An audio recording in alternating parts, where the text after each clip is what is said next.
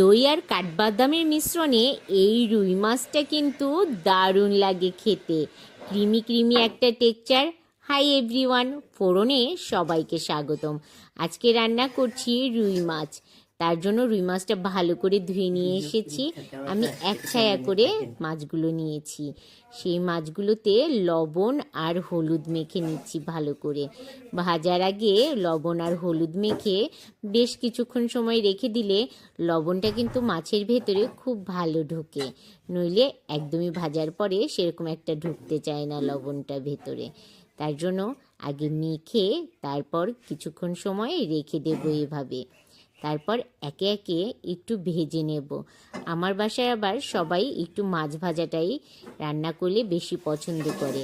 আর আমি প্রতিদিন যা রান্না করি সেটুকু শুধু আপনাদের সামনে সুন্দর করে তুলে ধরার চেষ্টা করি। কড়াইতে তেল দিয়ে গরম করে তাতে একটু ময়দা, চালের গুঁড়ো বা আটা ছিটিয়ে দিলে মাছ ভাজার সময় প্যানে কিন্তু একদম লেগে ধরে না, বা মাছের গায়েও দিয়ে দেওয়া যায়। আমি আজকে একটু কড়াইতেই দিয়ে নিলাম।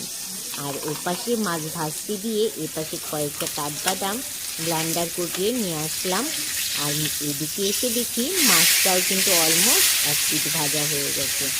এখন আরেক পিঠ উল্টে দিচ্ছি।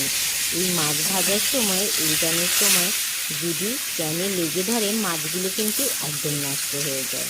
তার জন্য একটু ময়দা বা চালের গুঁড়ো বা আটা মাছের গায়ে বা এরকম তেলের উপর দিয়ে নিতে পারেন আপনারা, তাহলে কিন্তু একদম কড়াইতে ধরবে না।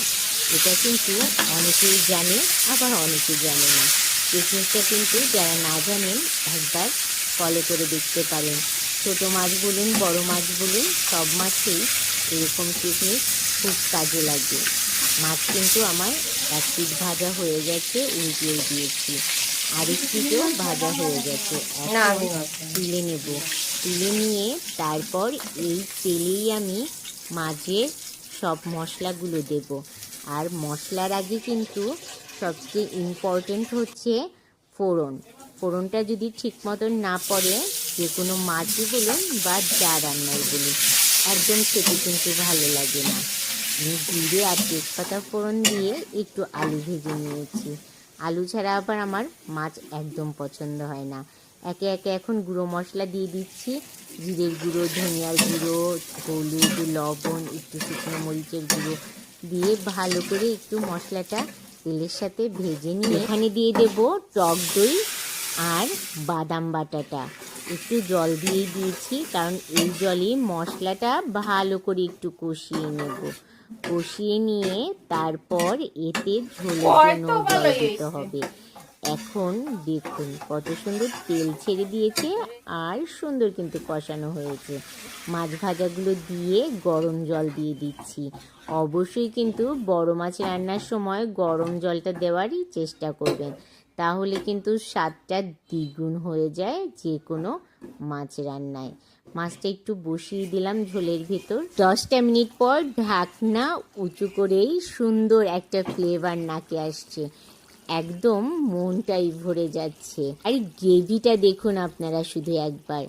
গ্রেভিটা দেখেই মনে হচ্ছে না পোলাও বা ভাত যে কোনো কিছুর সাথেই দারুণ জমে যাবে। যদি রেসিপিটা ভালো লেগে থাকে তাহলে কিন্তু অবশ্যই সেভ করে রেখে দেবেন। যখন খুশি তখন এভাবে রেসিপি দেখে রান্না করে খাবেন। দারুণ লেগেছিল কিন্তু গরম ভাতের সাথে খেতে। আমি কিন্তু আসছি এখন, টাটা।